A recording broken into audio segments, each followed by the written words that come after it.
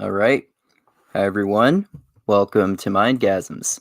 So, I'm going to do just a fun video here, and I am, for the purpose of this video, Andrew, aka Fat Model Mindgasms, and I'm going to talk about how Jordan Peterson rage quit Twitter because the new Sports Illustrated swimsuit model is too fat for him, and people have been making fun of his incredibly hyperbolic response to this and how he's been kind of freaking out over nothing a whole hell of a lot lately.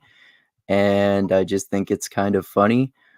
I'm not, as I often tend to clarify, I'm not as critical of him as some people are, but I do criticize him a lot. So, anyway, let's get into the original thing he was mad about here. So, this is the new Sports Illustrated swimsuit issue cover, and this is the new model, Yumi Nu, and apparently she's too fat for him, so he was really mad about this on Twitter and said it was authoritarian to call her beautiful. Now, in my opinion, I think she's pretty hot. She's fatter than a traditional model is, perhaps, but she's not like hideous or anything. But even regardless of that, it doesn't matter. My opinion, Jordan Peterson's opinion, anyone else's opinion of how beautiful she is doesn't matter. The point is that he fucking overreacted and went fucking crazy over this shit, which is kind of ridiculous and seems to have been happening a lot lately with Jordan Peterson. So I hope he's okay. So we'll go to his original tweet here. That's his response to the picture that sparked such a massive negative reaction. So this is his original tweet. I'm gonna say Jordan Peterson's tweets in my Jordan Peterson voice. Sorry, not beautiful, and no amount of authoritarian tolerance is going to change that. And then we have some funny responses here. I won't show the whole thing because apparently this was flagged for nudity on Twitter. But so this guy said we have very different ideas about what looks beautiful, my dude. So in the bottom part of the picture, this is a cartoon, but it's like a more curvaceous woman who actually has curves, which is one thing I appreciate in comparison to models because they actually have boobs and they actually have butts. But anyway, this is a cartoon in the bottom half of the picture of a guy eating out this woman. So, oh yeah, there's a funny one below it that I'm going to stop sharing my page for a second to go to. And oh yeah, this guy below that comment, he said he said this, which I also thought was really funny. He wouldn't even know what to do with her. So yeah, that's the funny comments to his original tweet, and then this progressed for days of people piling on, uh, basically just making fun of him. So this was the next stage in this epic Twitter battle. He so he said, I recently stopped accessing Twitter for 3 weeks as an experiment. I had some of my staff post video links, etc. It was a genuine relief. I started to read and write more. I started using it again a few days ago, and I would say that my life got worse again almost instantly.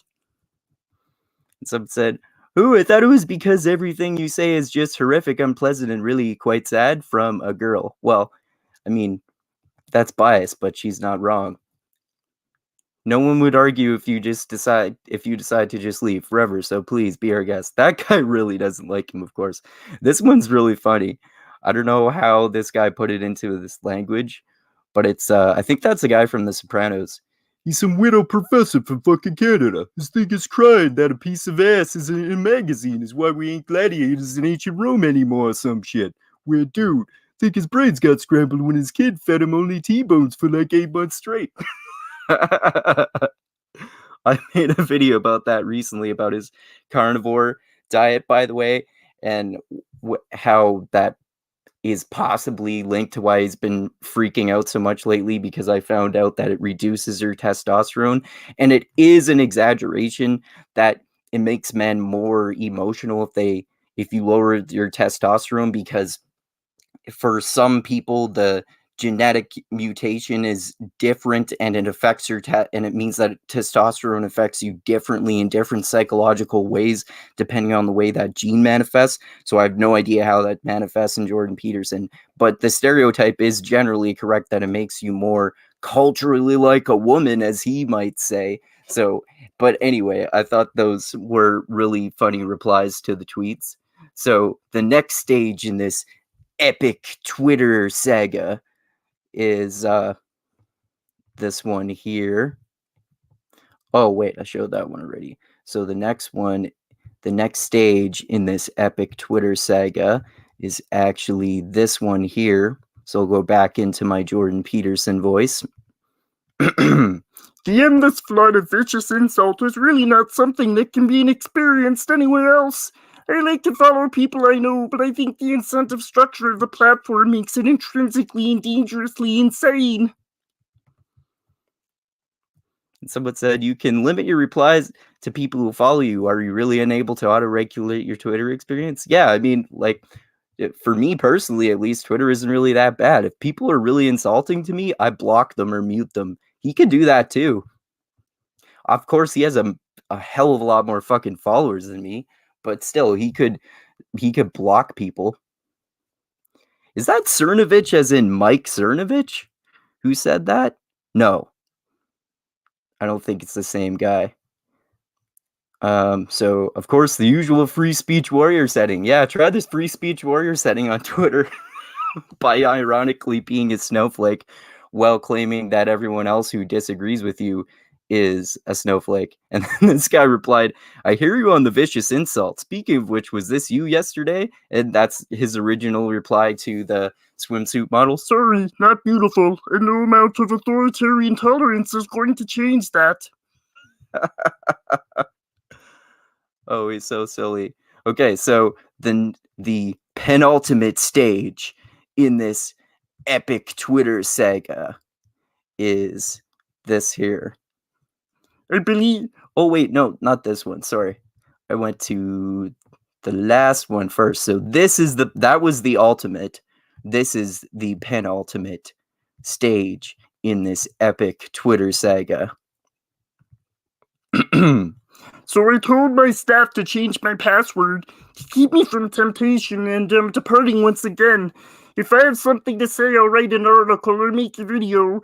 If the issue is not important enough to justify that, then perhaps it would be best to just let it go. And then this person said, loser takes his ball and runs home where he can boss his mummy around and criticize women's bodies from the safety of his basement. That's just mean. I mean, I agree that it's funny, but that really wasn't a good criticism. And this person said, speaking as a woman who studies disinformation and extremism and probably sees more harassment and threats weekly than most people will see in their lifetime, online abuse is horrific. The difference is that it happens to me because I exist online, and it's happening to you because of this. Well, that's an oversimplification. You can't, I have no idea about this random person's history on Twitter. I don't think anyone gets attacked simply for existing online. That's kind of fucking ridiculous. And narrowing it down to people hating him for this one tweet is also a massive oversimplification. He's made a lot of fumbles and stuff like that, and a lot of his actual legitimate positions that are reasons for why people don't like him. Some people, anyway. He obviously has a lot of fans too. I cringe every time I'm reminded he's a clinical psychologist. Yes, some people do. His advice seems to be mostly, okay, let's go with traditional conservative values. They're best for everyone, okay? Okay. And this was the day he tweeted this the day after the article came out, and then people just had to add another few jabs in, and this is still trending on Twitter, so people are going on and on about this. I believe that if you turn around and confront the vulnerability, that's part and parcel of life. You'll find within yourself a strength that will transcend that. The sad thing is that there are many people who have not heard an encouraging word in their lives. I believe that people are stronger than their misfortunes. And this person said, would you, oh, that one's just fucking mean. Would you consider your addiction to benzos a misfortune? Making fun of him for getting addicted to benzodiazepines, that's fucking low. That's not nice. And then and then someone said in replying to this, did you figure out the new password? Because he said he changed his password. So either that's someone from his staff, or he did go back on Twitter because he's addicted to making ridiculous hyperbolic tweets. But who knows? Anyway, I just thought this was really hilarious.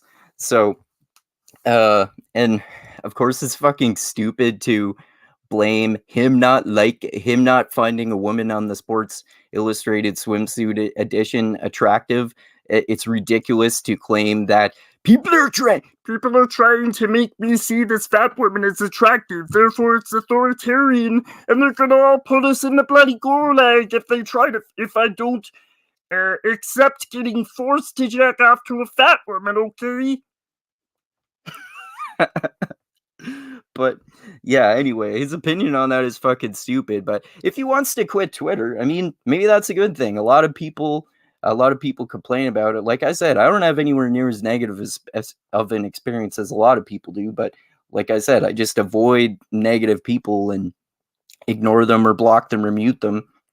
And he could do that a lot. Or like that person said, make it so that you only see tweets of people you follow, and you should follow people that disagree with you, but maybe you could follow people who respectfully disagree with him and don't just make disingenuous criticisms and are insulting to him without providing any real reasons for why they disagree with him.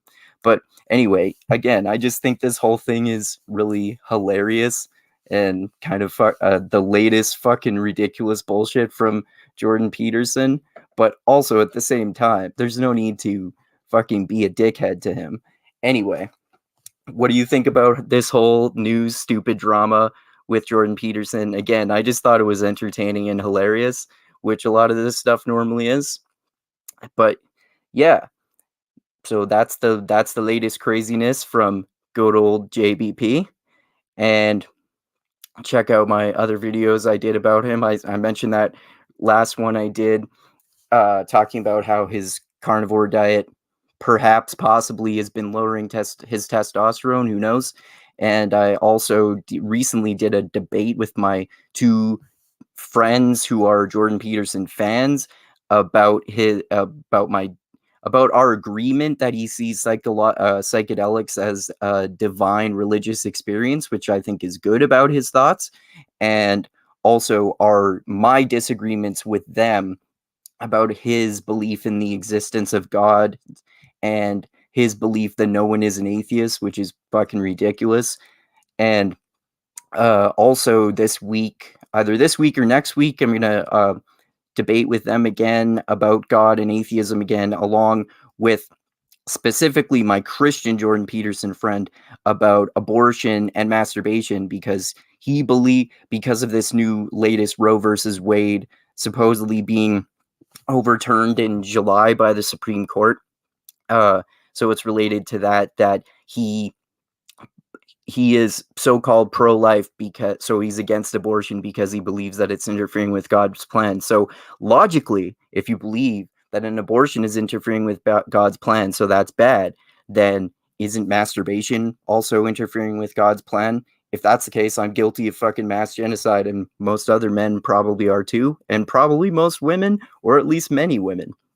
So we're going to talk about that, and also check out this weekend. Gonna do actually, I'm gonna do another chat with a kind of debate with my friend about Jordan Peterson, talking about Bill 67, which is this new bill that's kind of an anti-racist bill where it's basically requiring racial sensitivity training and shit like that to be taught in Ontario schools, but it's only in Ontario, and he says it's like the worst fucking thing in Canadian political history, and he thinks it's going to go federal, which I think is ridiculous, but my friend agrees with him about that. My friend Chris, who I do movie chats with, and I was about to mention too, also I'm going to do a movie chat this weekend with Chris and Dusty and perhaps she's and my regular movie chat partners on Taxi Driver, the of course famous Martin Scorsese movie starring Robert De Niro and Jodie Foster in what I believe is her first role, about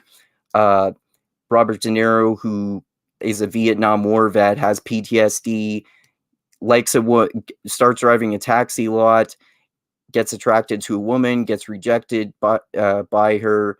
It decides to devote his backlash energy towards killing the politician who she works for, basically runs away at the last minute, and then goes and kills the pimp and the basically security guard and a John who are in this building where there's the underage prostitute played by Jodie Foster, and it's basically like a precursor to incels and mass shooters. So it's a lot of pertinent stuff that's happening right now, especially with the recent mass shooting. So check out all that. And yeah, thanks again, everyone, for watching. Click that like button, subscribe to the channel, click that bell to be notified when I come out with new videos. Share this video everywhere. Check out my Patreon page. The link is in the description of the video as always. If you want to give me $1, $5, $10, $100, $1,000, $5,000 a month, or any amount that you want to give me is greatly appreciated. And like I always say, I love you all. Keep being the tiny beam of light that shines through the almost impenetrable darkness in the universe. And most importantly, always remember this: the funk cures all, and groove is in the heart. And Jordan Peterson is kind of fucking ridiculous. He does make some good points, but he also makes some fucking ridiculous points. And as I often point out, he doesn't know jack shit about the philosophy that he talks about. And his opinion on this swimsuit model is fucking ridiculous. There's nothing authoritarian about putting a swimsuit model who you don't find attractive on a magazine cover. And yeah, adios. Until next time.